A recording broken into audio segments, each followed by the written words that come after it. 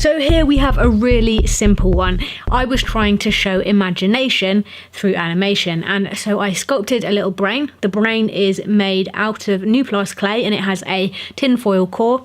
I just put the clay around the tinfoil, and then I made a really long snake of clay, a really long sausage strip, and then I started like weaving that on top to make a brain-like shape. Literally just laying it down and fitting it around, worming it around, and then I got a pin and I just defaced the surface slightly to make it look more natural and a little bit less perfect. And then I made all these extra little bits out of Nuplast clay again. This was the fluorescent pack, and I made these as replacements, so all the different bits of the same colour would be swapped out each frame to give the illusion of like the imagination going crazy around the brain. So I started with these tiny little flecks of orange, and then I made these become triangles, which would then replace out to become these other solid triangles that I'd made.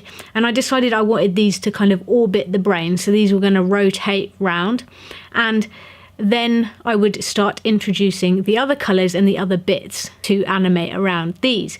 But I think the important thing was to keep each different element consistent. So these orange triangles are constantly rotating around, whereas the yellow ones, they tend to stay on the spot. They start as balls, then they become rings.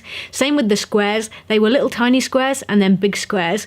And the wiggles, I had purple wiggles and green wiggles, and I literally just switched them around. So a green wiggle became a purple wiggle that was maybe a bit bigger, that then became a little green wiggle, and I just swapped them up and down. It was really simple. This was all about replacing frame by frame, and this animation literally took me about 15 minutes to animate, and it's the kind of thing that you can loop as well, because as I got to the end of the sequence, I brought all the elements closer to the brain until eventually it looks as if they're all going back inside the brain here.